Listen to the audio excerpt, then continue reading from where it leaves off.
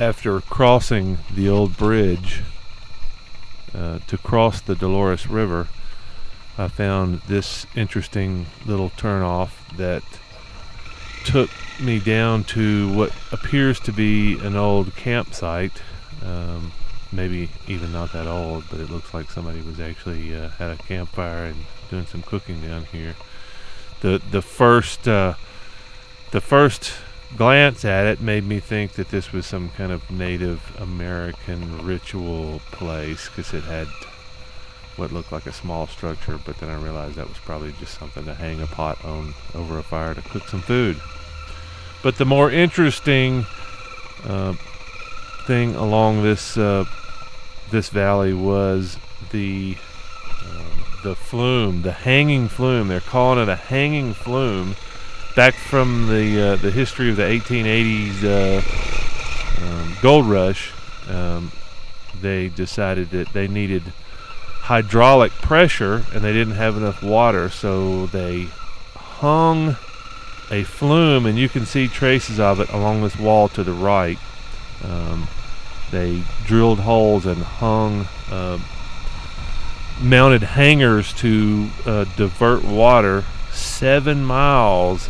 Well, it's actually 10 miles, but 7 miles along the Dolores. It was hanging on the cliffside, and it looks like there's some kind of a movement here to actually restore the hanging flume, which was an incredible feat, but it was also a failure. But very interesting history, along with being very beautiful. This whole area is historically a uranium and vanadium mining community, and there's mines. You can see mines all over the other route to Gateway. But this is I'm riding along the Dolores, and the Dolores is actually responsible for the name of Paradox and Paradox Valley. It cuts across Paradox Valley instead of flowing with Paradox Valley, which I finally found out is the paradox. Cutting across instead of flowing with the valley. Little interesting tidbit.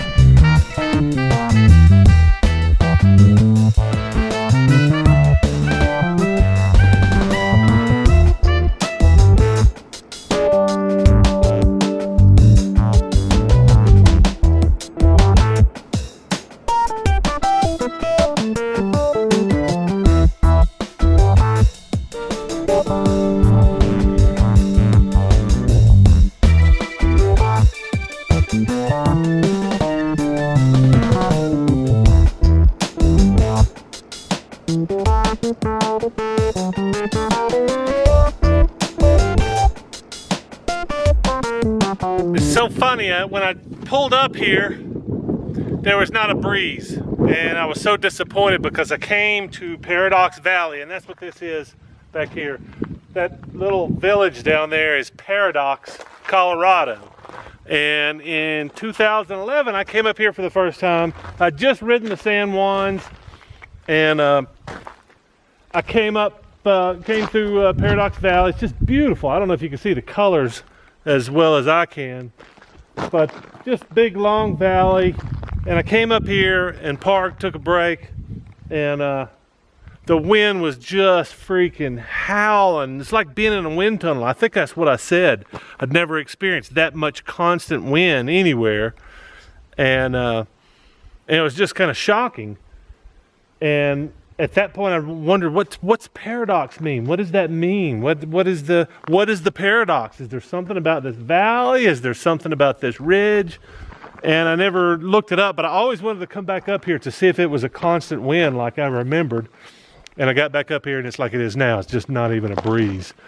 It's not any more than a breeze that's down there in the valley. But anyway, I'm going to find out what the paradox is. It may just be this little town of Paradox that, you know, it's a cow town, but they have no cows. I don't know what the paradox is, but I'd always assumed it was some kind of a natural phenomenon, you know, the valley. But the more interesting thing from today is I took the wrong turn out of Naturita and went, I don't know, 20, 30 miles out of the way and found another canyon that looks just like the canyon that runs into Moab. And it was spectacular, but then I started realizing, hell, it's going to take me 200 miles out of the way if I keep going this way, and I'm not going to make it to Paradox, so I got to turn around and go 30 miles back to Naturita and take the turn that I missed. And on the way back, I realized there's a road down in this canyon.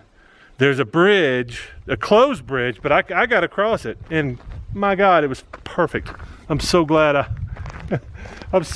missed my turn and then found that bridge and then took a shortcut through that canyon right there that shaved, I don't know, 60 miles off of my trip. But not just that, it took me down a dirt road down that beautiful canyon, shocking beautiful. Oh, I got a video of that. But I am climbing over, I don't know, Paradox Pass, and this way is Utah. I'm not 10 miles from Utah, I'm sure, but I'm going to roll into Utah just to say I did and see what else I've missed over here the last time I blazed through here on the V-Strom. But I'm going to hike up there to that antenna and see what's going on up there. Maybe there's something unique up there.